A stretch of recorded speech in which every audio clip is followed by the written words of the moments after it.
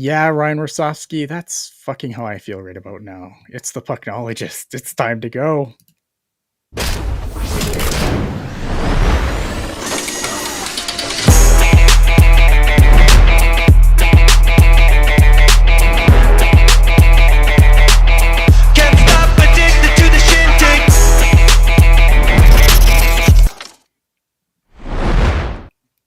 But of course, if you want to be part of the show, you can interact with us through all the social media platforms. You can leave us a like, you can subscribe, you can talk in the chat. If you want to get your stuff to the front of the line, you can always consider a super chat. That helps keeps the lights on. And if you want to help us and not give Google a cut, you can always Venmo us at tealtownusa. However, it is me. It is AJ. We are here. We are ready to go. AJ, we were talking before we came on, and I said that, you know, we could probably just throw another show up from last year and walk away and our work would be done for the week. I mean, not wrong. Tell me if you've heard this before. The Sharks go winless in the month of October. You know, I kind of feel like we're at that point again. Yeah, the struggle is Teal. I mean, that's the episode. That's the title of the episode, and that's quite honestly, you better copyright that before the Sharks go and steal it. But yeah, needs to go do that. That's all Puck Guy. Yeah, the struggle is Teal is absolutely accurate. It rolls off way more off the tongue better than the present is pain. It rolls off the tongue for me better than the future is Teal. No, the struggle is Teal. Yeah, the struggle is Teal. So the San Jose Sharks had an 0-3-0 record this week. They played 3 games. They looked good in one of them, maybe. The one that they couldn't score in? Yeah. Yes. Isn't that interesting? Fuck, guys, this trademark pending. Oh, and I should, you know what, before we dive deep into this, I did on Twitter say that if the Sharks went winless this week, I would wear a Utah Mammoth jersey on the show. Now, don't think I don't have one. I have a Utah jersey, but this happened. And this is way, way more important. So that's why we're rocking this. That's why the poster is moved in the background. But yeah. But anyway. From Tiger, life is Teal, then you die. It's just very nihilistic today. We're just like, I need the Devin Cooley quote stat. I mean, some of the quotes that came out of the post game yesterday. I mean, between Celebrity and Warsofsky, it was just like, oh boy, that's going to be one long road trip. I know it's only 4 games and it's in a very small area. Mm-hmm. That's going to be a long road trip, I'm telling you. But maybe that's what the boys need right now. Yeah, so it starts off, and man, the Sharks got thumped in this one. The Hurricanes come to town. They thumped the San Jose Sharks by a 5-1 score. They outshot the team 43-17. The Sharks had no shots on goal in the third period. William Eklund, the lone goal scorer for the San Jose Sharks. Toffoli and Leddy are the assists, and Nedeljkovic makes 38 saves on 43 shots, 0.884 save percentage. It was a really rough night for Sam Dickinson, -3, 11:52 time on ice. The Misa debut, Michael Misa made his debut. He was a -2. He had 15:06 time on ice, which I thought was a decent time on ice for him. I'm going to start with Sam Dickinson because I thought, what a rough night for him. But at the same time, like, and I said this a couple days ago too, like, there's nothing that can prepare you for the Carolina Hurricanes forecheck. Like the way that team plays, like there's nothing that he would have ever seen, not in the World Juniors, not anything that where you're going to see anything like that. It's a tough night at the office for him for sure. For me, it was watching the Sharks make, what's his name? Boosie? Mm-hmm. Yes. Making this dude look like a Vezina winner in his first NHL start. Like, and this is not new for the Sharks. There have been plenty of guys that for whatever reason, whatever head coach, whatever players are on the ice, for some reason the Sharks have said, this is your first NHL game? Well, watch the solid we're about to do for you. We're going to make you look so good. So for the Carolina game, my questions were like, where's the power play? Mm-hmm. How do you become the first team of the season this year to not record a single shot in the third? Yeah. One shot during the final 30 minutes of the game. And like, I get it. Like Carolina, they're, considered probably a top 5 team in the entire league. And they came in and they fucking stomped you despite the fact that you had more rest and everything like that. It, to me, is very much a example. Okay, kids, guess which team has more talent? Yeah. I mean, it is what it is. A really good team came in and did what they're supposed to against a not very good team. That's what it was. Who was the goalie in that for the Sharks? Was that was Nedeljevic? There's Nedeljevic, yep. Yeah, so Nettie, I mean, it wasn't, I don't know that I'd say totally horrible. There was another time where he came out of his net and you're just like, oh my God, stop coming out of the goaltending area. Stop with your Steve Shields impression. It sucks. Stop that. I like Jules's suggestion, just like tether them with a bungee cord. Dude, I've thought about it, man. just tether them, and then when they go too far, just I'm telling you, like, dude, I just want to I swear to God, dude, like, there needs to be a group of us that like just show up next to, like close to where the, for those of you who understand where the entrance is for the opposing team, and there's a handicap section down there. That would be a great time to get some seats right there and just go full dangle and just, tend the goal. That's all, But anyway, I digress. It was dude, great team, buried in not great team. What did you expect? Yeah, and the thing that really upset me the most, I think, about this, though, is like if you watch the Carolina Hurricanes and you watch them play, like they are always moving. Constantly. And you saw so many Sharks players just not skating. And this is a fast team, I get it. But like it's easier to be caught flat-footed by a fast team when your feet aren't moving yourself. And I thought you saw so many examples of that. And I wish I would have clipped a bunch of them, because I think like we could add a montage that could have finished the show of just Carolina Hurricanes burning around people not moving their feet. I think that's super frustrating.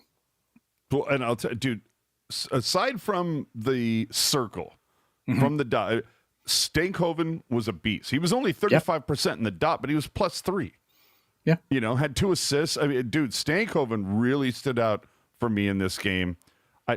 He's so good. I'm sorry? He's so good. Yeah, dude. I mean, the 2 points and again, it's like you have 2 points and you're a +3, but you only went 35% in the circle. What's wrong with you, dude? Yeah, especially against this team. Exactly. Like, how does that happen? But whatever. Yeah, I mean, so Warsofsky was saying, basically it was men against boys, and on Dickinson himself, he said it's a fast game out there. I think he learned that. He did some things. He looked a little bit more confident, but there are various things that we have to work on, and I think it's fair. Like, as much as people are really heated with Ryan Warsofsky at this point, I think it's fair. I think he was out of his depth in this game. Warsofsky? No, yes, Warsofsky as well. But I thought Sam Dickinson was a little out of his depth in this game. Oh, absolutely. I mean, but it's like, hey, it's been when you go from driving a little go-kart at Malibu Grand Prix to driving a Formula One vehicle on an Italian track. It's going to be, you're going to have some rough patches. for me, the thing is, and this is something that I guess, continued throughout the week. Yeah. Tell me I'm wrong, but the clamoring for Warsofsky to be run out of town has gotten much, much louder this week. And I kind of, like, look, I'm not the biggest Warsofsky fan, but I'm still going to, when I see what is happening with the Sharks, I think I've used this analogy before. Do you expect a gourmet cook to cook a gourmet meal with bad groceries? Yeah. Look at this blue line. Look at this, and this is, again, it's different, but it's not good. Like, I don't think anyone is confusing. Yeah. From what you said at the beginning of the show, it was like we could play like a bunch of shows from last year and everything would still apply. Yeah. So I sit there and you can't expect a gourmet chef to cook an amazing meal when he doesn't have good groceries. And right now, when Nick Leddy is your number one, there's kind of a fucking problem somewhere. Yeah. Yeah, it sucks, right? Like, 'cause I think it's easy to overreact to a game like this, where I think Carolina is just such a better team. Like that too. I mean, it was men against boys. It was men against boys. So, I mean, and that's the thing. And the thing with Warsofsky, right? Like, I am frustrated. Like, I think everyone's frustrated at this point, man. It feels like this team will never win again. Felt like that last year too. It felt like that. Yeah, there were stretches last year where it just felt like this team would never win again. And I get the frustration. I'm frustrated. I mean, you can go watch the After Dark from after the Utah game. Not my best fucking moment. That was pretty solid. Everyone seemed to love it. You know what? And I was afraid. Like, I don't generally watch anything I do back, but I did watch it back. So I'm like, how bad is this? How bad? How bad did I embarrass? Because some people are like, oh, this was the greatest, and I'm like, was it though? Was it? But I watched it back. I played it back, and it wasn't. I thought you and Jules were gonna there's gonna be like a chair match. It got close a couple of times. But yeah, I don't know. Like, so I get the frustration, but I do think that, like, if you look at the bigger picture, and I'm going to try and say this more cohesively today instead of using the F word every other word, but you have to, like, if you're going to get rid of Warsofsky, you have to run that through to its logical conclusion.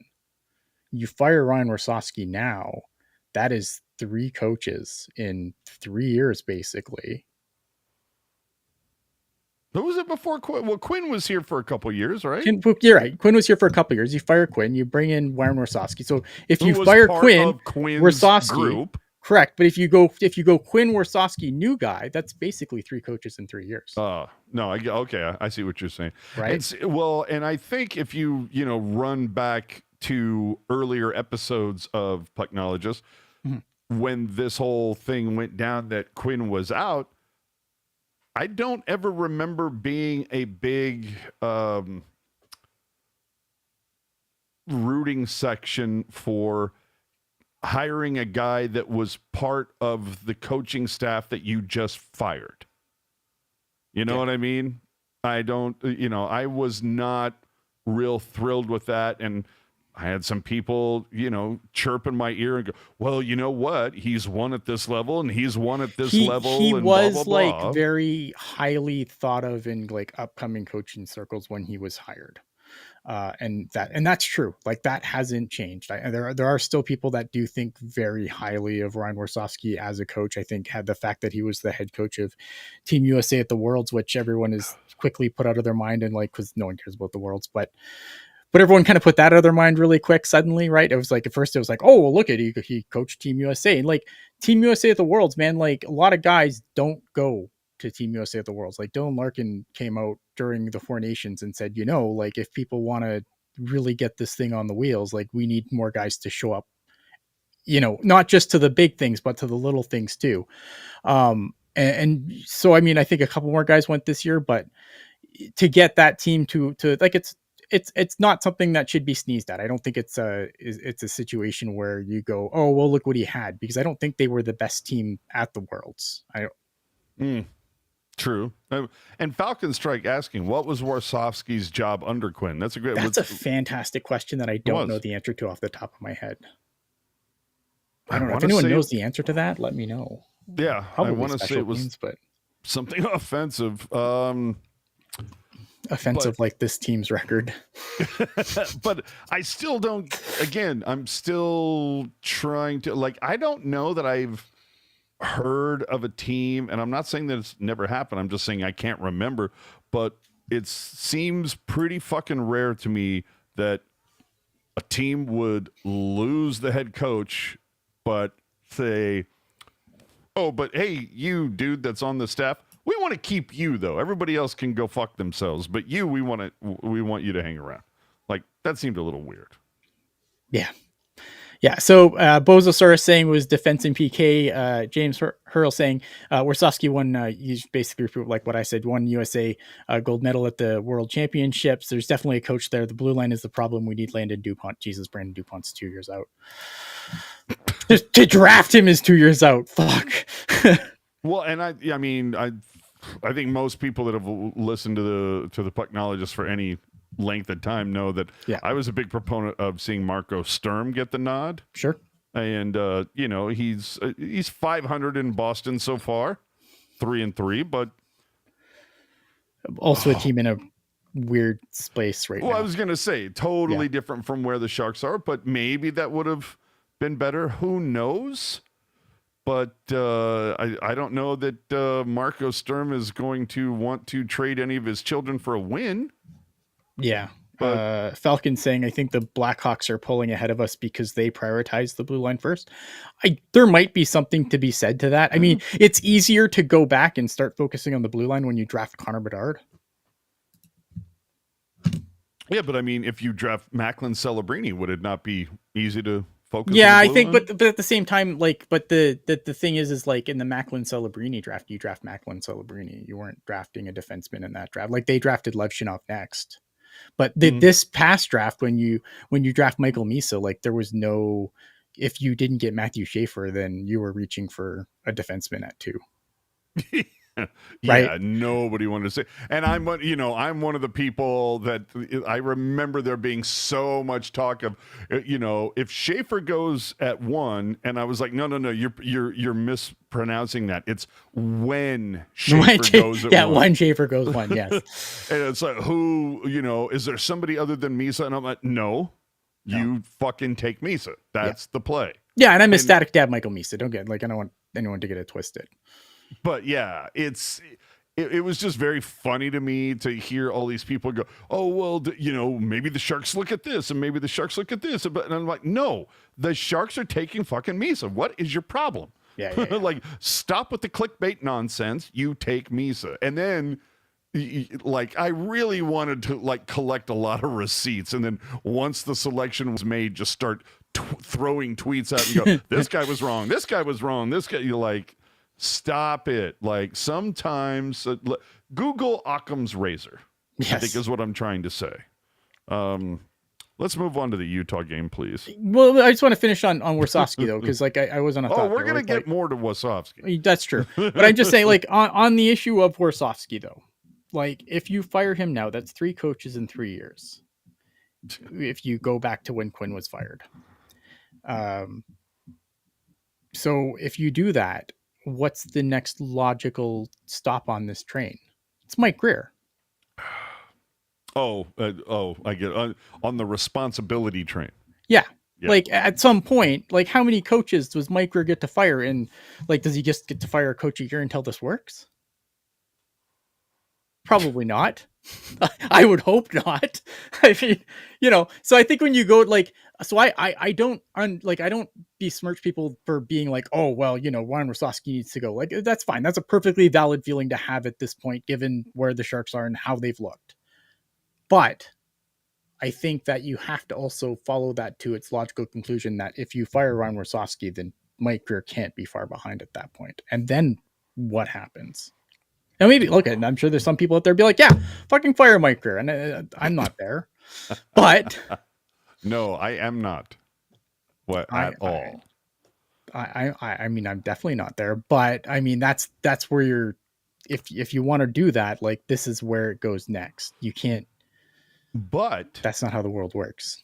I think that you could probably make a debate. You can make a strong argument that letting go of everybody from Quinn staff except Warsaw mm-hmm.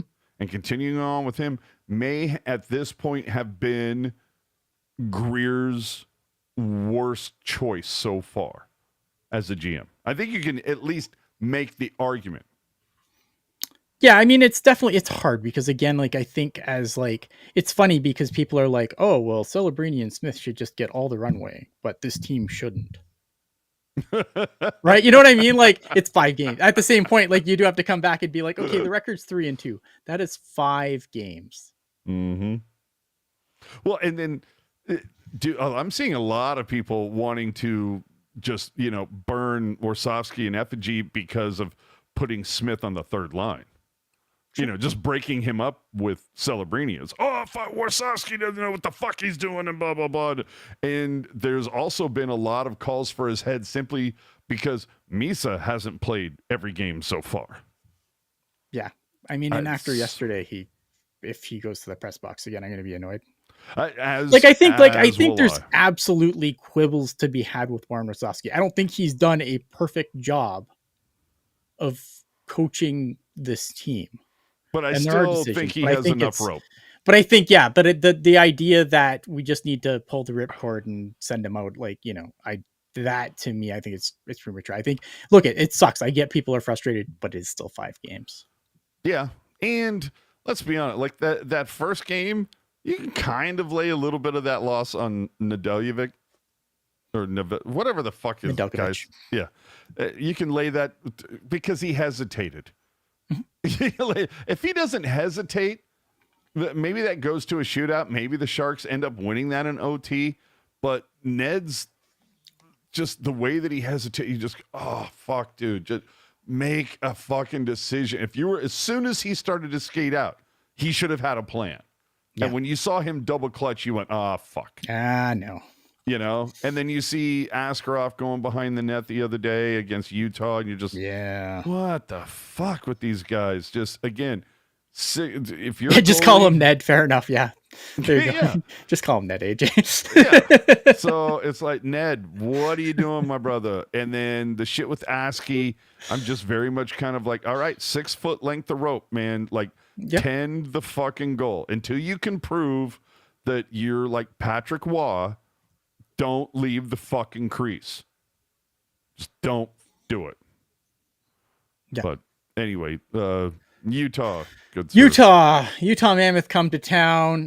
Yaroslav Askarov gets a start and a shot at redemption. The Utah Mammoth, though, also thumped the Sharks by a 6-3 score. Utah outshot the Sharks 34-21. The goal scorers for the San Jose Sharks was Tivoli getting his 2nd of the season on the power play, Jeff Skinner getting his 3rd of the season, Celebrini getting his 1st on the season on the power play. Assists were Orlov, Smith, Celebrini, Desharnais, Skinner, and Wenberg. They were 2 for 3 on the power play. That was like the only thing that was like, I was trying to look for any positive stat from this game. They were 2 for 3 on the power play. That was it. And they killed, and look at, they killed 3 or 4 power play penalties. So I would, positive wise, I would also point to the fact that they were, they did not look great in the first period. They go down 2-0, and in the first 7.5 minutes, were able to claw back and tie it up. Yeah. So I would point to that as a positive. Everything went sideways when Askey flubbed and O'Brien potted. Yeah. Yeah. Everything just fell apart because Askarov fell apart at that point. Because I thought Askarov was playing a really, really good game. He was fine up to that point. And then everything after every fucking goal on Askey after that point, it was everything that was like from the armpit up was going in. Yeah. Everything was high. So, yeah, a lot of people in the chat, and I guess we can go here for a second. I'm the same way. How is the sleepover line not carved in stone? Because they got absolutely crushed in Carolina versus Carolina. Okay, one game. Who didn't? I know. I think the problem is like they're just trying to get other guys going. Nice. I think the issue is he's trying to get other people going. Because if this is a okay, get it going. We have this line that's fine. Like don't cut you off your nose to spite your face. Like if this line is working, let it work. And if you want to fuck around with the next line, fine. I would have no problems right now in the top. Okay, hey, let me put on my coaching hat. Let's see if it fits. Okay, gonna put on my coaching hat. It's fitting right now. I'm gonna say top line: Smith, Celebrini, Toffoli. Mm-hmm. Second line: Misa, Eklund, Graf. Come at me. Find me at Whole Foods, bitch. That's what I want to see. Yeah. And then you can get, Wenberg and whoever. Yeah, and John saying I think he's trying to spread talent to 3 lines, and I do believe that's what he's trying to do. I think what he's trying to do is trying to get other guys that aren't those 3 going. But let's go to the Peter DeBoer school of coaching, right? Where it's all about pairs, right? Mm-hmm. It's like, okay, so it's keep Celebrini and Smith together, and then who? Like Goodrow? It's like, oh, I should be able to keep these 2 guys together, and then you throw in the next guy. And then the other pair is what? Wenberg and Eklund? Yeah. And then throw in who? Skinner? Sure. Why not? You know what I mean? Mm-hmm. So I would love to, and actually, now that I'm thinking about it, I kind of like the idea of Smith, Celebrini, Toffoli, and then the next line could be Eklund, Misa, Skinner. Yeah. I like that. But Wenberg anyway, I am not real impressed with the lines that so far through these 5 games is where we're at. Yeah, I'm not real impressed with the lines that Warsofsky has put out there, nor am I impressed with the defensive pairings. That's not on Warsaw. That's just on, like, these are the guys that Mike Greer got. Okay. Well, I think, and not only that, but you're coming to this game like we before this game. I should have mentioned that they had to claim well, they didn't have to. They claimed Vincent Oreo off waivers from the Washington Capitals. I mean, I would have preferred if they just would have went to a grocery store and purchased a bag of Oreos. Yes. And just let the players eat those. I think the one thing I will say in his defense, though. Yes, Falcon. Agreed. Is that he especially on the PK. Came in, like he basically flew to the team, no practice, nothing, had to play. Then it's a back-to-back, so no practice the next day, had to play again. You're going from a pretty, like, between the Washington and their farm team, like, that's a pretty structured team, and then you're coming to play in this fucking clusterfuck. And he still got almost 20 minutes of ice time against Utah.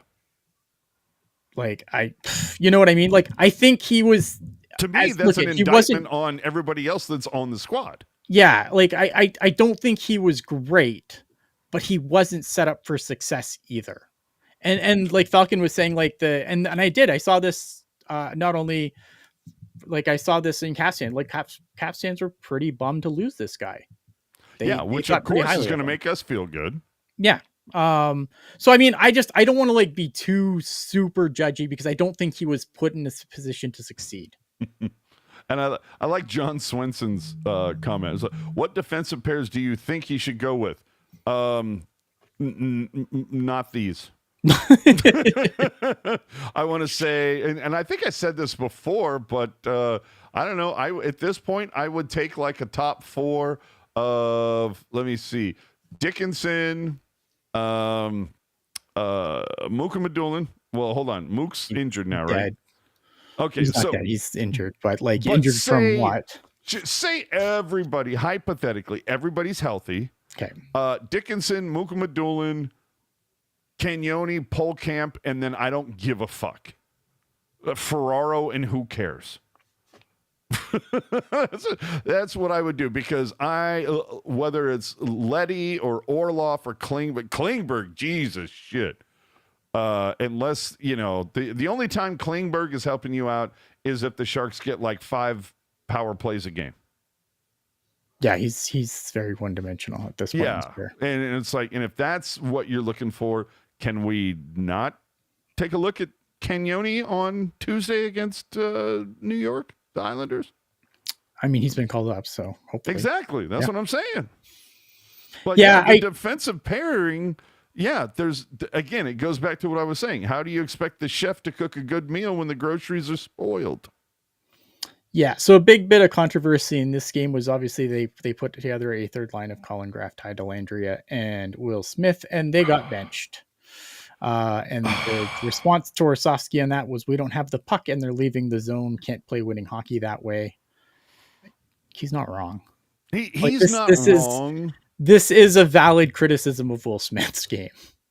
Yeah, well, and then Will Smith's intermission quote from the Penguins game. I can play that later. Yeah, that went a little fucking viral, but yeah. And that, again, that's the thing that makes me a little nervous about Warsaw. It's kind of like, fuck, has he lost the room already?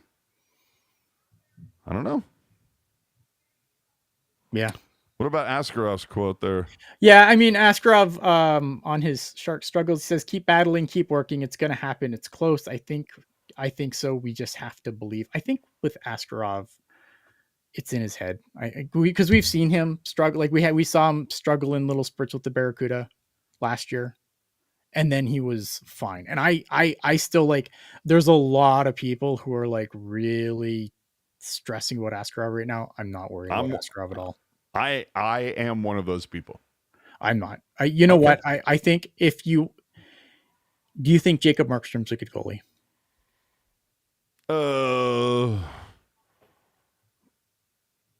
No, but I don't think he's a horrible goalie. I think he's like a middle of the pack goalie. I think am I going to put Markstrom up there with like Waugh or Hasek or anything? No. But is he an NHL? But you would consider he's an NHL goalie? Yes, absolutely. Okay. So here's where Ian proves me completely wrong. No. I think but if you go back to the start of his career, when he was getting his first chance to break in as an NHL goaltender, all those games went terrible. In fact, there was one of them against us that was where he just got fucking destroyed. All right. And he struggled to adjust to the NHL game early on, and then went on to become one of the better starting goalies in the league. Yeah, no, I mean, I'm not here to say that Askarov is a bust by any stretch. Yeah. But at this point, I got to say, and I think rightfully so, and I think most fans are kind of taking the kind of like the same tact is, what was all the fucking hype about so far? Because you so far you have been beaten out of your job by a backup. How old is Ned anyway? Like 30 something? Yeah, Ned's a journeyman 1B at this point. He's a journeyman 1B, and you've been beaten out of your job by that guy.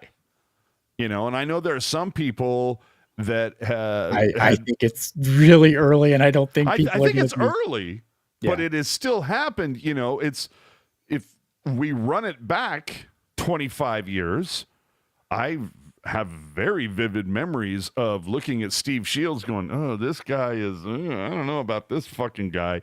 And Nabby gets a spell or, gets the opportunity to come in to a game and give him a breather for whatever reason, whether he sucked or whatever. And I was like, oh, shit, this Nabby guy seems like he's got it way more together than Shields. And then, a game or two later, whatever it is, and he starts at the Pepsi Center versus Patrick Waugh, and they go to a 0-0 tie. Yeah. And I just remember going, oh, I am way more impressed with Nabby than Shields. Sure. And I think there's something to that though too. And I think the other thing too is obviously I think when you're a guy like Askarov who's I'm not trying to make excuses for him, but I think when you're a guy who's been this highly regarded, there's the book is made on you before you even play an NHL game. Perhaps, but You know what though? Doing shit like bench pressing the net doesn't help your cause. You know what I mean? Does when you're winning.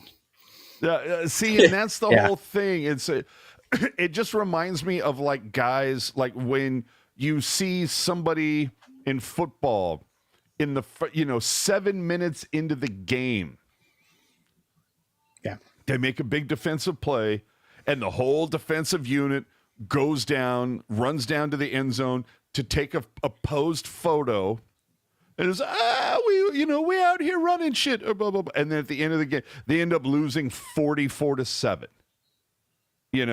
Or conversely, they make a big play with 5 minutes left, and they're already down 44-7, and they run down there to take that photo. Like, what the fuck are you doing? So when you see a guy doing, silly shit like that, I can see Hasek or Wah doing it because, like, dude, they got the fucking trophy case, but they have the numbers to back that shit up. Patrick Wah, there's a story of defenseman used to play. Like, he was a coach. Chelios? No. He was like a defensive coach here, Larry Robinson. Oh, dude. And there's the story of like where he was in the playoffs when he was first starting too, because that's like another guy who made his debut, and Larry Robinson just went into the sauna, looked right at him and said, "No more fucking bad goals." Dude. And that was that. Yeah. So that's my thing about Asker. Like, I can understand why people are questioning. I'm with you. I think it's too soon. I think it's not like, because how old should you is be Askarov? impressed with? Like 23? Yeah. So it's like way young dude. When did Nabby even start for the Sharks? Like maybe at 23, 24, somewhere like that. So like still he's super young. We all know that goalies need time to marinate. But again, dude, if you're gonna walk into the room swinging your dick like you own the place, you better fucking stop some serious puck. And so far, Chief has not been able to. You got 100%. Outplayed for opening night by a backup. Yep. Do you want to answer the question on the screen? Well, which one? Do y'all think the Sharks aren't too worried about scoring because then they have to hear the goal song? Dude, there was a lot of people complaining about the goal song. And, to the credit of some people, those first couple of games when the Sharks, they were losing, but they were losing like 6-5 and 7-6. Like, you were still hearing the song a lot. I'll be honest. Like, is the song, in my opinion, does it sound like generic AI slop? Yes. Yeah, it kind of does. But is it the worst song on the planet?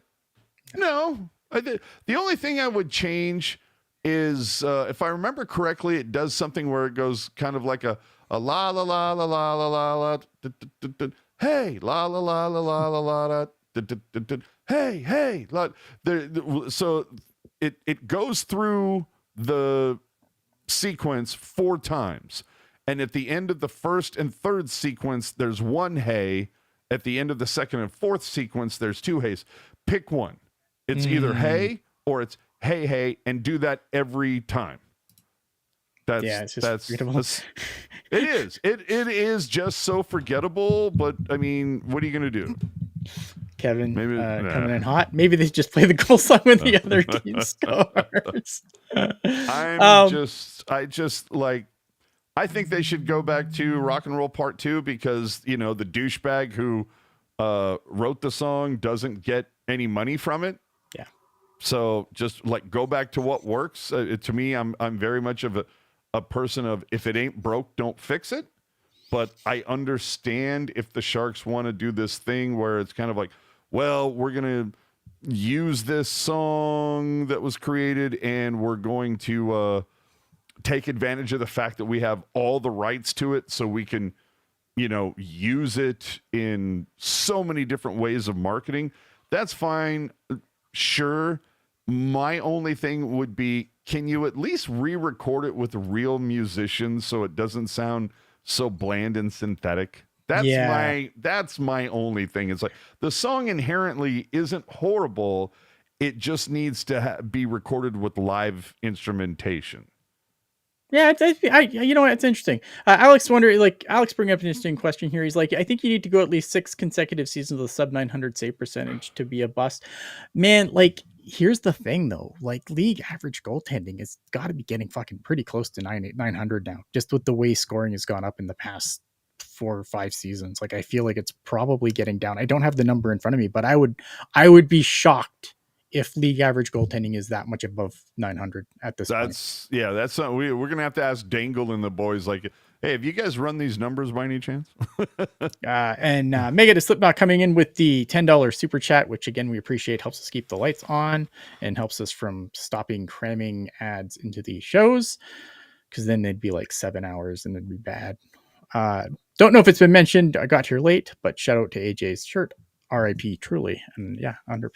Yeah. This dude is literally the reason why all these guitars are hanging on my wall. He's the reason that I picked one up. But anyway.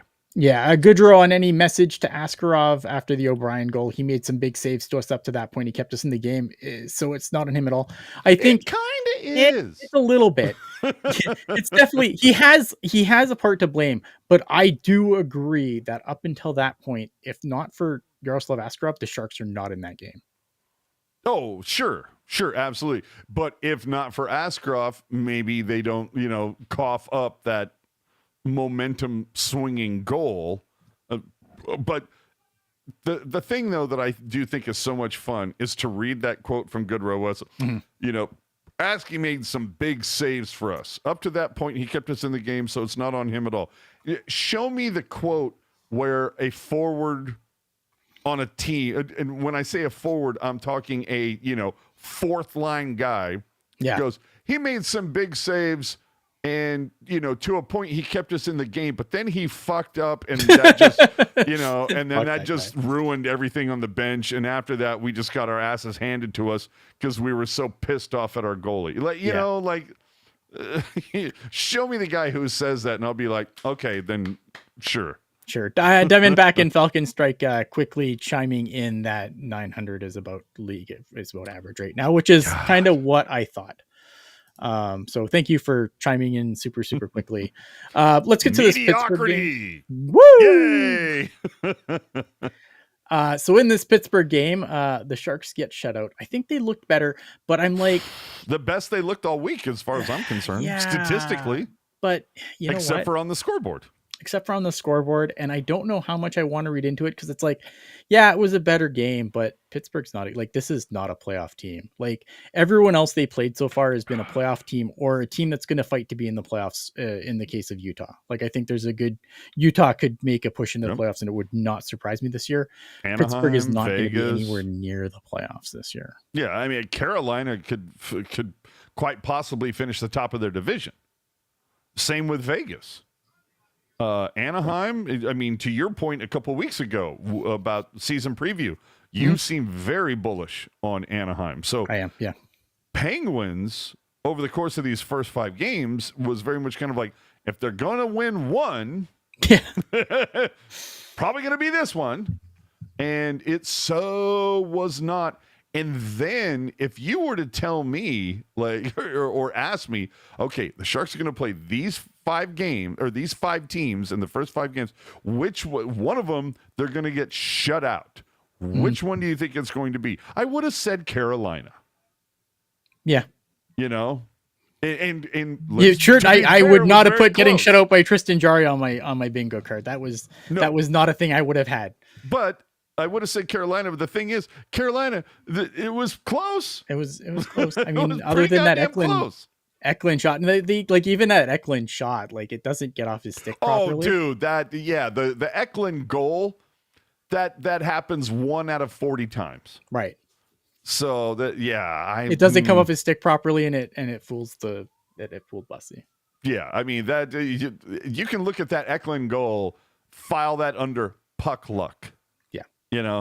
But this one, I sit there and it just bakes my noodle. The fact against the Penguins, they And early on, horrible. High danger chances for 1. High danger chances against 10, according to Natural Stat Trick, like in the first period. Like, they were not doing well on the chances. Shots wasn't great. The second period, they really turned it around. And the first time that they were able to outshoot their opponent in a period. Now, maybe to a certain extent, the Pittsburgh went, wait, this is the Sharks. Why are we trying this hard? Like, we don't know. But the fact is that, the stats really bear out that the Sharks, this was a good game for them. Maybe if the lines are a little different, I don't know. I still look at the fact that, like, the first 2 games, they were never behind and yet still lost both games. Yeah. But this one, they had all the statistical numbers and get shut out. I mean, yeah. Welcome to Sharks 25-26, baby. The shots on goal were 31-27 in favor of the Sharks, which is the first time the Sharks have outshot a team this season so far. And like, I think it was the second period was finally where that kind of shifted, because the first period, I think I even tweeted out, it's like they've allowed 18 shots. Like, this isn't sustainable hockey, like in the first period. No, 18-11 in the first. Like, and that's just not sustainable hockey. Like, there's no way you're ever going to win games if you're getting peppered for 20 shots a period. Like, it's just a big ask for any goalie. Well, and not only that, if I remember correctly, I was trying to keep a horse eye on it. I think through the first 8 face-offs, the Sharks won 1. And what's funny, if I remember correctly, it was like somebody you wouldn't have it was Misa. Mm-hmm. Everybody, like Wenberg was 0 for, Celebrini was 0 for, Delandria was 0 for, despite the fact that Delandria, like a couple games earlier, fucking owned that dot. He was like 83% in the circle. So to see him have such a horrible game was like, wow, what the hell Sidney happened? Crosby wins faceoffs. Well, that is true. Sidney Crosby and Evgeny Malkin have this bad habit of winning faceoffs. You know what, though? To be fair, Crosby was only 37% in the dot, which surprises me. 6 for 16. That's the other thing. When you look at it, when all of it shakes out, because they owned it early on. Again, I feel like the Pens were kind of, we're playing the Sharks. Why are we trying this hard? Lizotte was 6 for 11. He was their best guy at 54%. Malkin was 2 for 4. Kindle 2 for 6. And then, like I said, Crosby 6 for 16, which surprises me. I thought it would just be him crushing everyone in the dot, dude. And then you look at the Sharks side of it in the dot. Wenberg 63%, Celebrini 66, Toffoli 1 for 1, so 100. Gaudette 50%.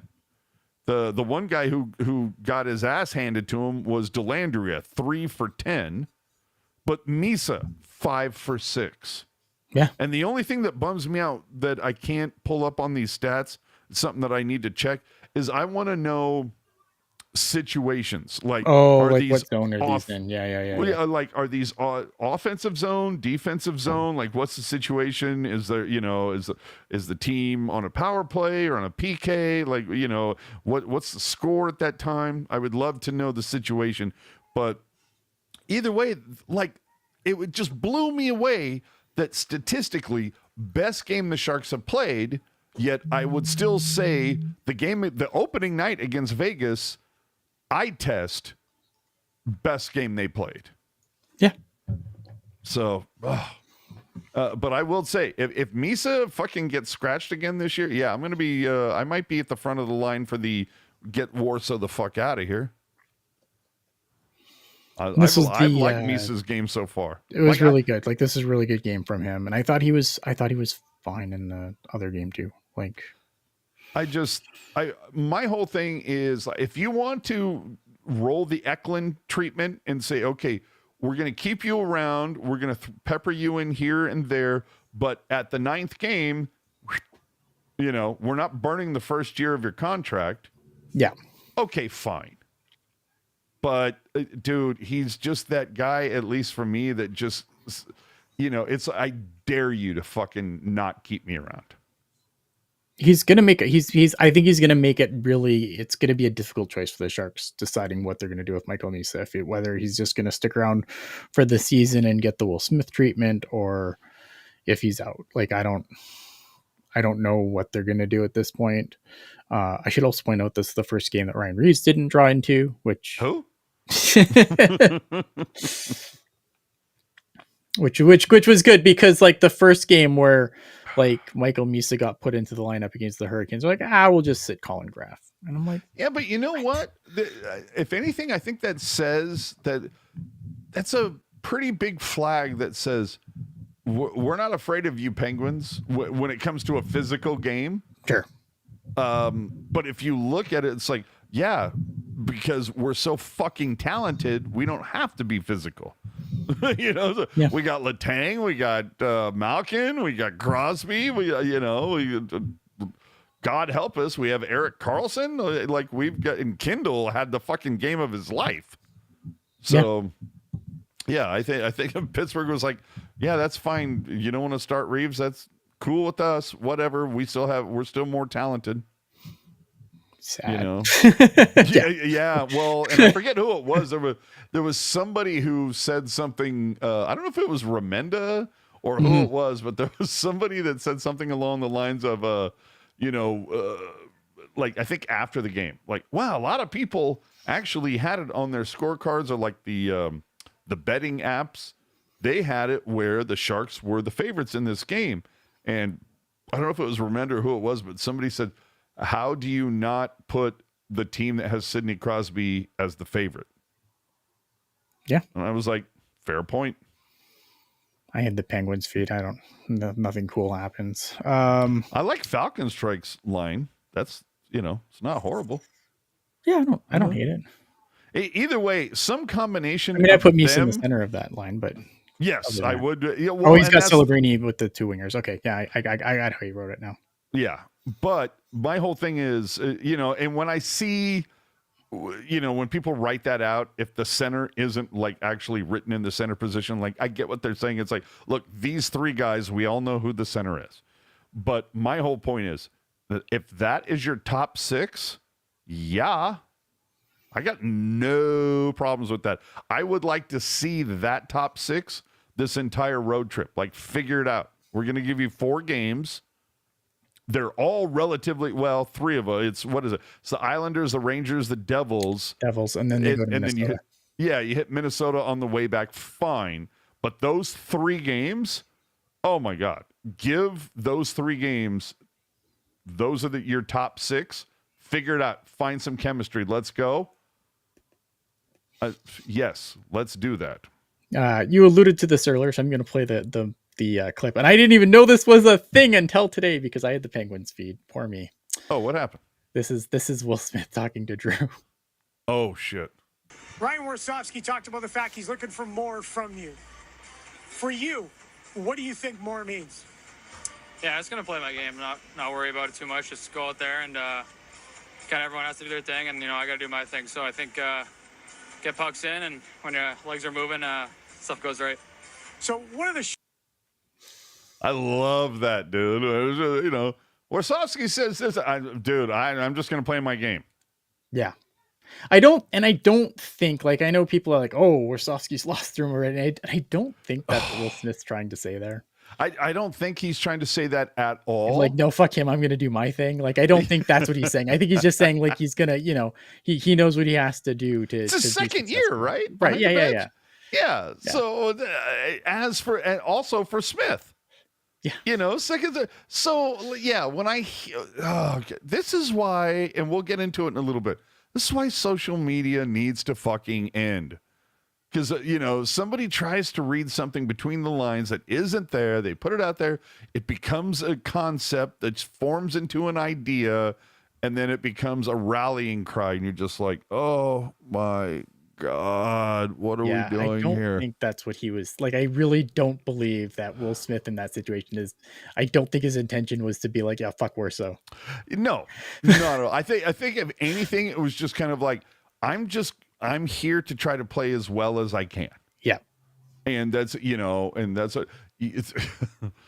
Does God it make damn us you, content? Will Smith, for not sitting here going, I'm going to do everything coach tells me to do. And, like, oh my God, dude, he's just here to play the best that he can. I like Hunting Sanity here. Like, I think this is the best thing. Smith gave the answer when you don't hear the question. And absolutely. I look at, this is what we do, make content. I mean, we could make content for hours. Oh, he was telling Warso to fuck off. Like we could do a whole dude. show on fucking get Will Smith telling Look at Warso some of to the fuck other off. podcasts and everything. I mean, they dude, that's what they fucking survive on. Manufacturing shit that isn't there. I love it. Okay, let's just go through some of the quotes from this game, and then we'll move on to the CUDA. Dickinson on playing against legends like Crosby and Malkin. Some of the best players of all time get out there, get in good position, and hope they don't dance me. Which is, did he really say dance me? Yeah. Wow. Okay. I was like, I would have thought like pylon or something, but dance me. I was like, all right, I'm not heard that before. I kind of like it. Warsofsky on Sam Dickinson and Michael Misa. I'd say two of their best games. Did some good things. Obviously, some things to improve on, but they looked more comfortable tonight. And I agree. I thought they were both great. Before I go through, Michael Misa had 15 shifts for 12 minutes and 56 minutes of time on ice. He had 2 shots on goal, 1 hit, 2 giveaways. Sam Dickinson had 19 shifts. I for some reason declined to write his time on ice. He had 3 shots, 2 hits, and 2 giveaways. They were both a -1 in this game. But again, like who wasn't a minus in this game? Double A, we will get there, I promise. All right. Other comments. Warsofsky on the Sharks winless start. He said this. I'm just gonna play the clip. We had one last year too. It has sort of the resolve to sort of get back in it, maybe a little bit more so than previous years. Yeah, I think so. Again, a lot of new players. We got to just keep working, keep teaching from the coaches. We got to keep preparing them. But yeah, trust me, it sucks. Keep telling myself there's got to be a reason why this keeps happening in a sense. I'd give up one of my children for a win. So it's frustrated. I'm sorry for swearing. We're very, very frustrated, and we're going to keep working at it. I just want to point out that I offered to sacrifice one of my children before Warso did. I just want to point that out. Credit, God damn got it. No credit. Like, look at Ryan Warsofsky watches the show clearly, says, "Oh, sacrifice a child." That's a good line, and then goes on. That's what he did. Dude, I don't mind that quote whatsoever. I think it's clearly somebody who's frustrated. Yeah. Is trying to, I don't want to say, like he's not mocking it. But he's trying to say it to me. I will say it felt very much kind of a quote like, I have to laugh because if I don't, I'm going to cry. You know what I mean? Yes. Like you have to put some sort of comment out there where it's just like, could it get any fucking worse? Watch me tempt fate. Could it get any worse? And to see that there were a couple people on social media that felt the need to, say, well, God, if I'm Warsofsky's kids, what a fucked up thing to say as a father. And I'm like, oh my God, you guys are reading way too much into this. Like, it's clearly a fuck, if I don't laugh, I'm going to cry moment. That's what he was trying to do. If you can't see that, I can't help you. But please do not read more of the, oh my God, I said Warsofsky's a horrible fucking father. Like, shut the fuck up. I said it first. Come after me. Yeah, come after you. But it's just like some of the things, and people, some of the shit was that I saw said it's by accounts on social media that normally I enjoy, and I enjoy the back and forth, and they have good banter. But a couple people like got uber offended by this comment, and I was just like, do you not like stop? When did sticks and stones stop being a thing? Just stop. It was clearly meant as a case of like, you know, oh fuck, you know, like if I don't get my dick sucked, it's gonna fall off, right? Like it was just like, come on. He was talking about one of his young players, not actual kids. Sorry, Sure. Michael Misa. Yeah, probably. But again, when I saw the hoopla on social media, I'm like, here's reason 5 bajillion and 86 why social media needs to fucking end. Because somebody, you know, takes something out of context, or they read something into it that's not there, and it's just, oh, stop. Just, you know what? When you have that feeling, when you see something like that, and you're like, I'm almost offended about it, just take the phone and throw it in the other room and forget about it for 2 days. That's my point. Yeah, I had some other Warshawski quotes that you put on here. I don't know the context on where these came from, but I thought they were interesting. He was asked about, like, I don't know, and again, I don't have the context for this interview. When asked about veterans staying motivated to help the team, Warshawski didn't sugarcoat what he expects from the team. It's the NHL, it's a man's league. You're playing for a lot. You're playing for the logo on your chest, but you're also playing for the name on the back of your jersey as well. There's some real truth to that. Your legacy and how you want to be remembered. Do you want to be the guy that helps us fix this and get us out of this thing? Or do you want to be the guy who's not a part of the solution? That's what it really comes down to for me, which I think is a really good quote. It's a great quote, but there's, there's a little bit of like, I kind of could use a little more specificity. Sure. I mean?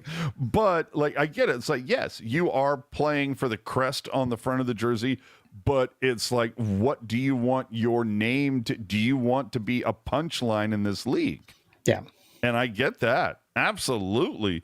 Can I read the second half? Yeah, go ahead. Yeah, so it's as a coach, Warshawski knows one of the hardest things to do is to keep his message to the Sharks from getting stale. He admits that it is one of the hardest things to do. Quote, it's a challenge, right? But that's coaching. It's to change a culture and to get this winning foundation in place. Unfortunately, you're going to piss off a lot of people. We're going to continue to work with the guys that we believe in. And if you're not the right guy, we'll move you out of here.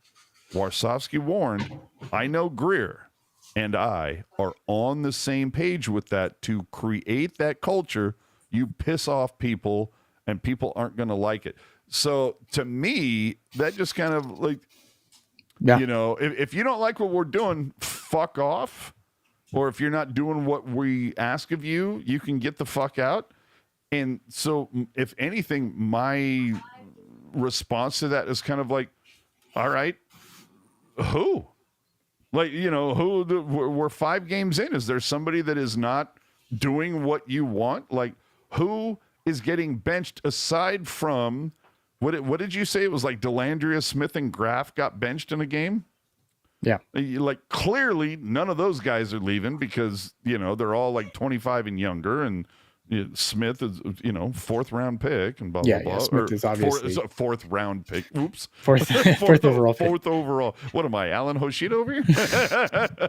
But, yeah, that pick, I get it, but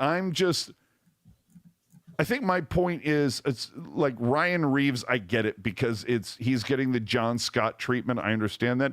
I want to see, you know, whether it's Goodrow or Orlov or, I don't know, Kurashev or Gaudet, the older guys, those are the guys that I want to see get stapled to the press box once or twice. Sure. You know, but anyway. I am going to put something on the screen that showed up on the scoreboard of yesterday's game. I want to get this fucking over with. Go. Do you want to read? I don't even want to fucking read this. Yes. It just says, SJ Sharks fans love ice! Exclamation, exclamation. Get 'em, boys! Exclamation. Yeah. Okay. Do you want to start or you want me to start? You know what? I don't want to say too much about this because I don't want to spend my vacation in ice detention. So, look, this is what I'll say about the Pittsburgh game. I felt like it was supposed to be Los Tiburones night or whatever. I felt like it was, how do you make that mistake night? Yeah. Because in the pregame, Hoshida says, Hoshida flubbed the pregame when he was trying to say the Sharks have gone 200 days without a win, and he actually said 200 games, which was really funny to me. Yes. But anyway, so Hoshida makes the flub in the pregame. The Sharks post that ice message on the scoreboard during the first intermission. And on one hand, I look at that and I go, that's a really, like, whoever submitted that, it's kind of fucked up. On the other hand, I go, I mean, look, you got your prank through. I mean, fucking mission accomplished, I guess. On another hand, I sit there and go, you know what? Whoever is part of the vetting department for the Sharks, maybe you need to work a little harder at clearing the messages. Like maybe get another set of eyes in there before you say, yeah, let's throw that up on the screen. Because inherently that message is not offensive. The subtext, I think it's cute because there's just that shred of plausible deniability there where you can be like, no, that's not what that means. But given the night, skating on ice, given the night, I personally don't that's believe the in thing. coincidences. The fact that whoever did this, they got it in on Los Tibbs night, to me, is the red flag. Right. Like, I don't, given the night that it was on, I don't think you can have plausible deniability, but like, I think whoever did that knew what they were doing, and I'm shocked that it got through. Exactly. And so here's my thing. Can we just say the quiet part out loud? I can't. Okay, I'm going to say the quiet part out loud. Can we please stop using social media to blow up every little fucking thing out of proportion? Because I tell you right now, and I was talking to Eric about this last night. If social media doesn't exist, maybe a couple people notice it, because how many people actually sit in their seats during intermission and pay attention to what's happening on the screen? Dude, I've been going to Sharks games for 30 years. I do not pay attention to that shit. I'm either, before, a couple of years ago, I'd be outside smoking. Or today, I'm on the concourse bullshitting with friends or whatever. The last thing I'm doing is paying attention to what is on the fucking scoreboard. So if social media doesn't exist, you're talking 5-6 people maybe notice that. And they talk to each other and go, oh, man, that could be misinterpreted. That's kind of fucked up or whatever. And maybe have maybe 2 people go full Karen and like grab a blue coat and be like, I'd like to talk to somebody and blah, blah, blah, But that's as far as it goes. Mm-hmm. Instead, what happens? The fucking Sharks have to issue a press release, which some claimed, without proof, by the way, was AI generated, but they have to issue a whole press release. Then you get the local guys writing posts for clicks about it. Sure. You get the national guys like ESPN and Bleacher to make sure that their clickbait articles are up, because enragement. I mean, it's in our thumbnail. Like, we are a part of the aggregation. Because enragement equals engagement. That's why we're here. Yeah. If we didn't post that on our thumbnail, we probably get half the views, right? But I will say, as a comedian once said, I wish I could remember his name, but he says, "Oh, you were offended? So what? Nothing happens." So it's just the fact that social media is the thing that blew this whole thing out of fucking proportion. Like, was it a fucked up thing to post? 100%. Sure. But it's like, especially given the night. But I go back to, oh my God, what was that? There was some friends of mine that used to, go off with smart aleck comments and shit like that. And it was like, yeah, you read something fucked up, but did you die? It was like, so it was some, it was something stupid to write. But the fact that the fucking team had to put out a goddamn press release denouncing it, and it's just, if social media doesn't exist, none of this happens. A couple people read it at the game and go, oh, well, somebody might be getting fired if they paid attention. That's it. But instead, it turns into a whole thing. It just sucks to see, man. And this is not the only thing but I will say though, whoever is vetting the messages between the whole fuck the Knights thing and now this, like, whew, and I posted it on Twitter. It's like, dude, if it doesn't say happy birthday, happy anniversary, or will you marry me, like, they're like, nope, we're not posting it. Yeah. Or welcome team members of insert company name here. That's it, and now it's going to be like, okay, is that actually a John real Root submitted the company? post. Huh? So in the chat, Oh, said John Root, Root, Jesus Christ! What What was the best name I heard used for him? What was it? It was oh God, I wish I could. Hockey jerk. The best description. I don't think it was hockey jerk, but I think he retweeted it. It was something about bleach blonde youth pastor guy. It was something along the. It was Bay Area youth pastor guy, something like that. Bleached asshole youth pastor. I remember it was Bay Pig. It was BAYPG. I think it was like bleached asshole youth pastor guy. Oh my God, this is one of the best. One of the best. Anyway, yeah. Like, stock up, stock down yet? Let's do the Barracuda first. We'll wrap up with sure. Yeah, run that. I'm gonna grab a beer. All right. I will run in. Ooh.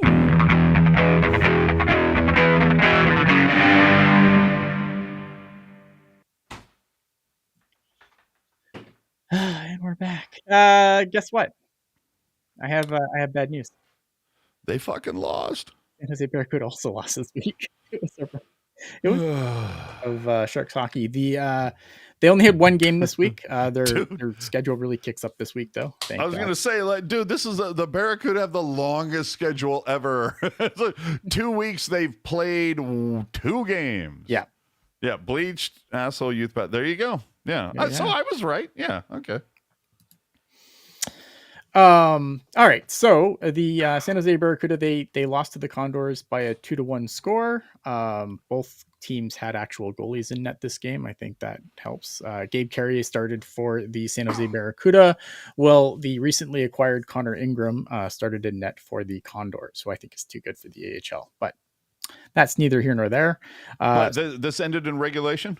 This ended in regulation. And so the I'm trying to remember the game that I saw a couple of weeks ago, the opening night. What was that, overtime, or was that that was regulation, wasn't it? Or was it overtime? I forget because I don't have it on my sheet anymore. I'm sorry. So long ago. Yeah, but wasn't that also like a 2-1? No, that was a 7-6. That was that's right. There was a shit ton of goals scored in that. Yes. Yeah, because they kept scoring in our face. Yes.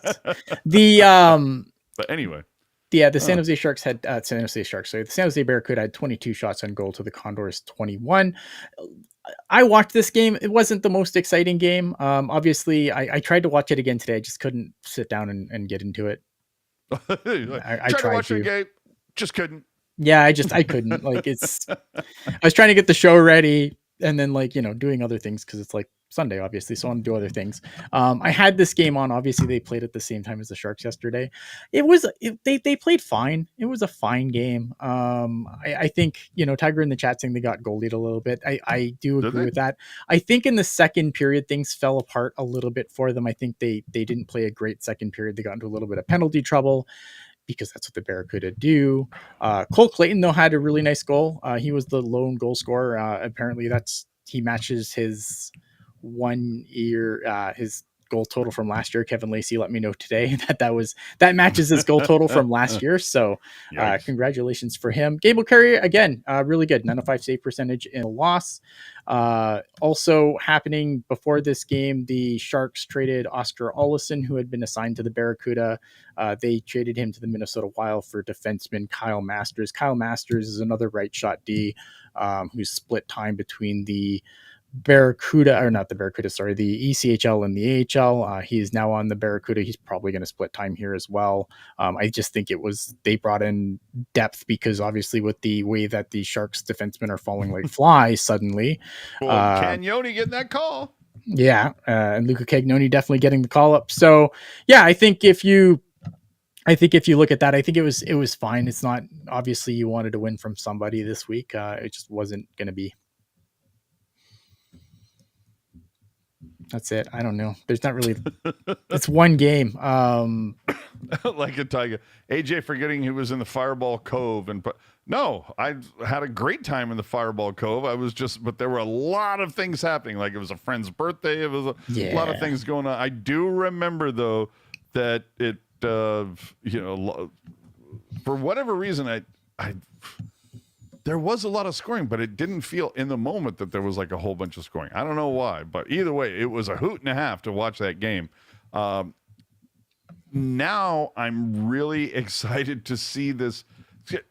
How is this normal to see? Like you play one game and then you wait a week? No. And then or what? No, usually you at least have a back-to-back on the weekend. Like right? No, so weird. The Barracuda schedule does kick into gear this year, though. This week, rather, they will host the Coachella Valley Firebirds on Wednesday, and then they host the Milwaukee Admirals on Friday and Saturday. So, Barracuda actually gonna have like a decent schedule. I think we'll have more, obviously, way more to talk about the Barracuda last week. Like I said, this game, I had a side eye on it while I was watching the Sharks. But it was, there wasn't really a whole lot noteworthy here, just to be honest. I thought both goalies were really, really good. And the Barracuda got into penalty trouble in the second period that costed them. Hey, we love a good horse eye, though. Yeah. Falcon asking, does Musty look any better? Chernyshov? I think Chernyshov's looked fantastic.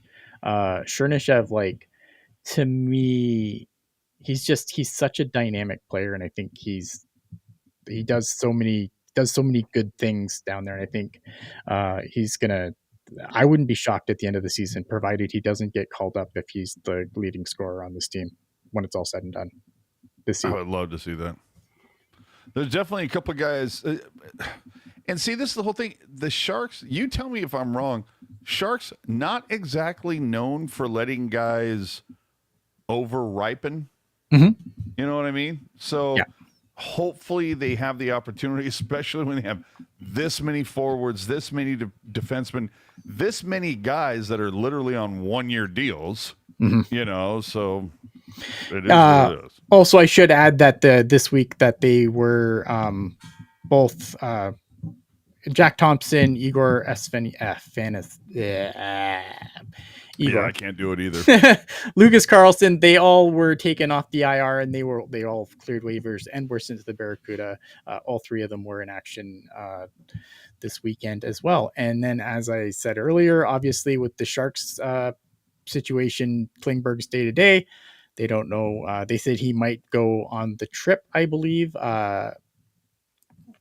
And Liljegren and Mukhamadullin, I believe, are both on the IR now, which means Luca Cagnoni's been activated from the Barracuda. So Liljegren and Klingberg are going to travel. Mukhamadullin is not. And the thing I want to say, the fact that we talked about this before. I was pretty kind of anxious, apprehensive that Jack Thompson might get picked up. The fact I that was worried. So the fact that he wasn't, hopefully he's going to be another piece that helps things with the Barracuda and maybe gets a call up once, Klingberg and Orlov play their way out of here, I guess. I don't know. Yes. Afanasiev. Yes, Afanasiev. I don't know. I'm going to just say that in the mirror like 20 times after the show. That's what I'm gonna do. What was, oh my God, what was the one guy's I name? can't just say Ewers. That's Chernishev too. What was that cat for, Ivan Yuvanazhenkov? Yes. Yes. I was like, holy crap. That's a name you need to get a running start for. You know what I mean? Yeah. So again, just to recap, they lost yesterday. Sorry. They play 3 games this week. Once on Wednesday against Coachella, and then they have a back-to-back hosting the Milwaukee Admirals this weekend. All those games at Tech CU. And that we'll have better Barracuda stuff. Like there's just nothing to talk about there. So I apologize for the people that do want more Barracuda coverage. It's one game. What do you want from me? Yeah. They played a game at the same time as the Sharks. It's so much. Yeah. Tough call. So I guess we can get to stock up, stock down. Time to choose your fighters. Do you want to go? Stock up? Sure. No, I have some things to say. Okay. Stock up. The Skinner is a guy that I wasn't really huge on, and I'm going to say through 5 games, I've been very kind of like, you know what? I feel one of the more consistent guys on the team so far. The other guy I'm going to say stock up, Eklund. Yeah. For me, consistent over 5 games, like he's, been moved here, been moved there, different line mates, blah, blah, blah. But he is a guy, at least for me, that I have not seen any consistency in his game waiver. He has just been all in all the time trying to make things happen. So Willie Eck, you're getting some stock up. And the last guy, and this is probably one of the last guys I would have put on my list, but I'm going to say Ty Dellandrea. He's my stock up too, yeah. Dude, it was I'm like, dude, were you like injured or just like totally disinterested last season or something? Or are you playing for a trade? Because you are doing way better this season than I expected. Like, I think it's because he's not shackled to fucking Goodrow all the time. I was gonna say it could be that. Well, which is probably like looking in a mirror some days. But I was very, very impressed with Dellandrea over these first 5 games. Couple points where I was just like, all right, there could have been a little more there, but overall, and as I said earlier in the show, dude, there was a game where he was like 83% in the dot. Like he was making shit happen. There was a couple times where he was the only guy back checking and skating hard to get back. So Skinner, Dellandrea, Eklund, you are my stock up guys this week, man. Yeah, I mean, mine's similar. I have to give props to Ty Dellandrea because I think Ty Dellandrea is a guy who I've spent plenty of time on air running over with the truck, looking back, running back over him, and then running over him like 4 more times just for good measure. Absolutely. And he's been really, really good this year so far. Not super good, but I think for a guy, he's played his role very well. Let's not get crazy here, obviously. But for what he's on the ice to do, I think he's done it well this season. I think that probably not being completely shackled to Goodrow definitely helps him a little bit. Yeah, William Eklund's obviously on that list because I think, again, William Eklund's a guy who I just love the way that he plays. I've always thought the world of William Eklund, but I think like even when the rest of the team looks like ass, William Eklund's still trying to make things happen. And I'm going to go Sam Dickinson, man, because I think, Sam Dickinson got his ass pushed in Carolina. Like that Carolina game was not good for him. But I thought he came back, and I thought given the situation too, obviously with the Sharks, obviously having defensemen going down, and he's been thrust into a situation where, he's basically it's trial by fire every night for him right now. And I think he's come back, and I thought after that Carolina game where, yes, he had a really rough night, I thought he's played really good since. Like everything you want to see from a young player bouncing back from a really bad game, I think he done it. And and I'm seeing a couple of comments in the chat, and this is probably a name that I should have had on my list. And I always try to keep it to like 3 up, 3 down. So Skinner and Dellandrea and Eklund are my guys, but I'm going to give an honorable mention to Graf. Okay, yeah, fair. But anyway, so stock down. If you wear goaltending equipment, other than last game. Like in fairness, Ned was good last game, so maybe not Ferris, but Askarov definitely gets stocked down. Am I in the grand picture of things? Am I worried about Yaroslav Askarov? No, but has he been good? No. Well, I have my 3 names. Do you have 2 more, or you're just the goalies? No, I think like Ryan Warsofsky gets a stock down because again, like I think do I think we should fire Ryan Warsofsky right now? No, because I follow that train logically and see where it goes. But next week maybe I will come on and I will be having him fired. But I just, again, like some of these lineup decisions don't make sense to me. I don't think that it should have taken. I don't think Ryan Reeves should have played all but 1 game, and Michael Misa's played 2. Yep, right there with you. Like, what are we doing? Or what are you doing? Yeah.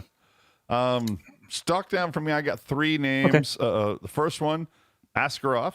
I think I've kind of said it already, but it was just very much kind of like, for all the talk of how great this fucking guy is, I have yet to see it, at least with any consistency. It seemed like all you need to do is shoot high and boom, you're going to score.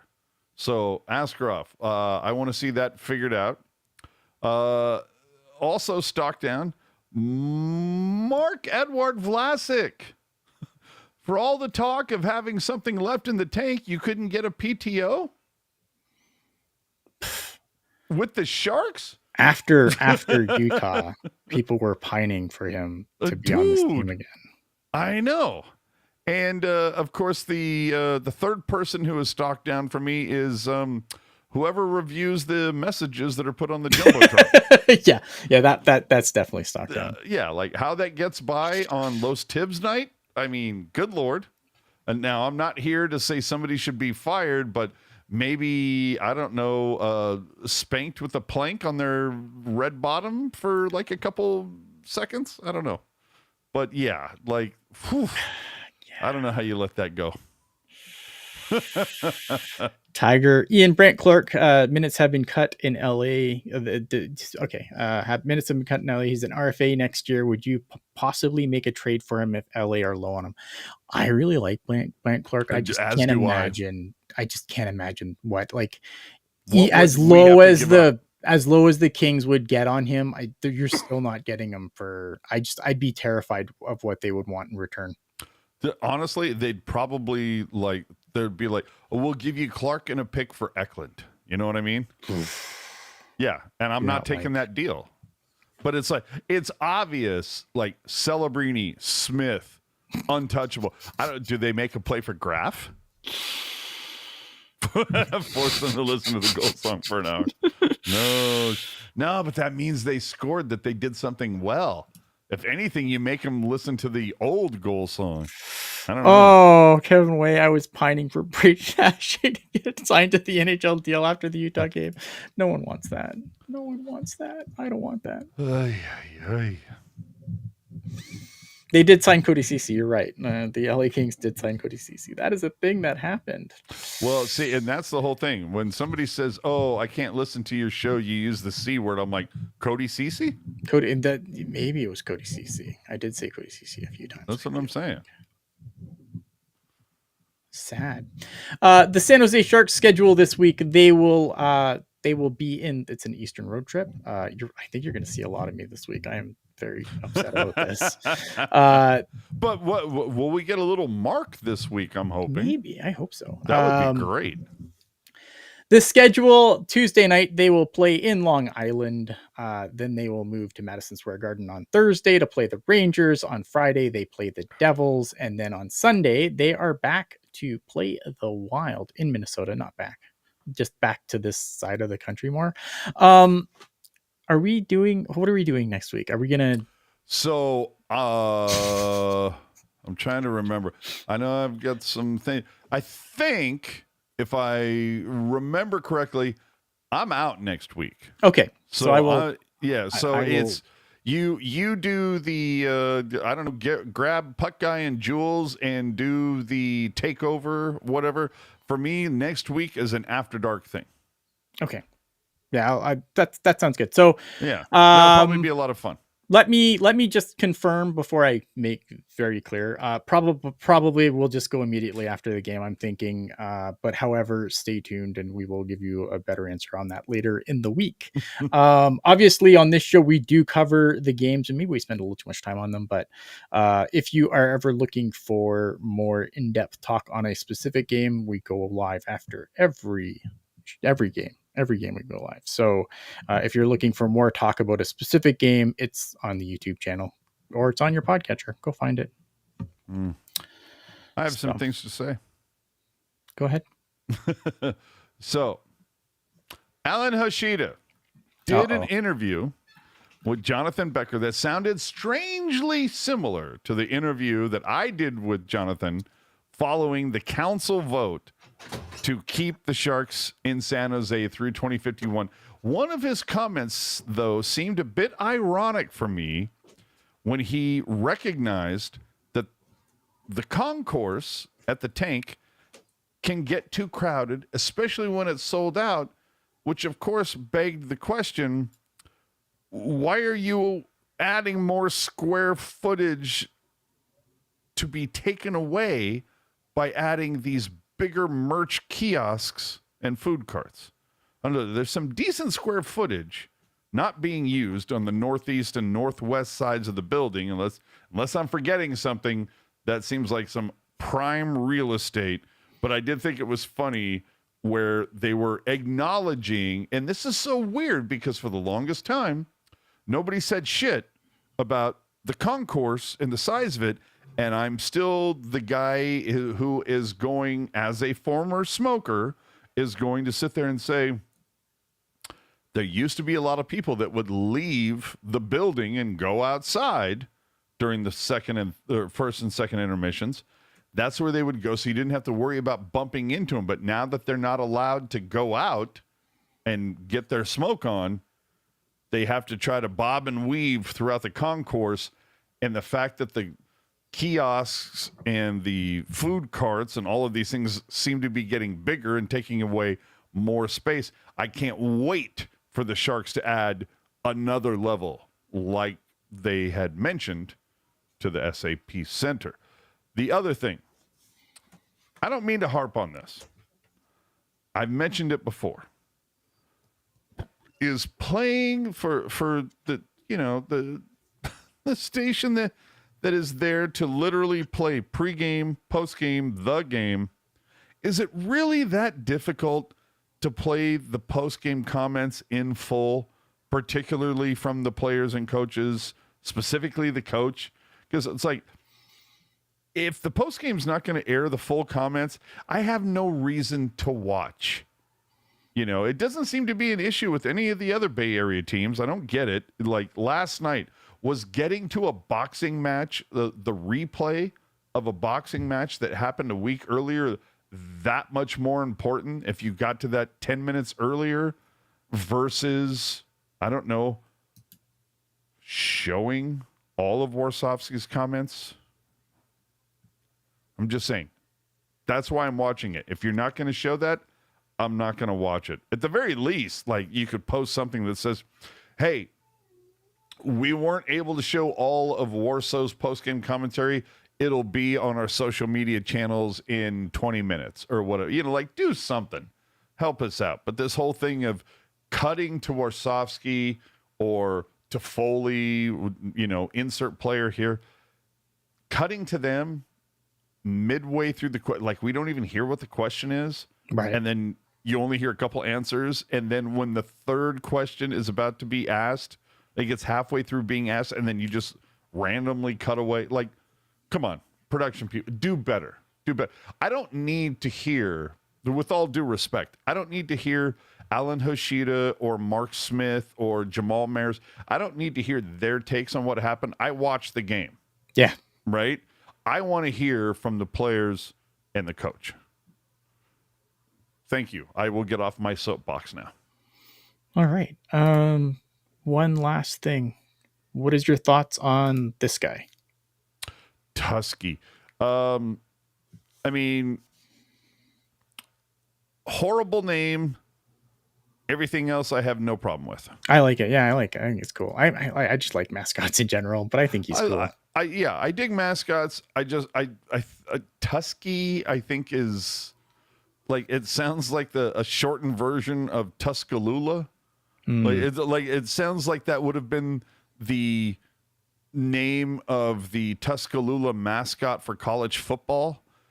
I'm very much of the guy who you go with one or two ways. First off, you either go Yeti, just to piss off the Yeti people that wouldn't allow you to use Right. that as your team name. Like that to me would have been, or it's the Mammoth.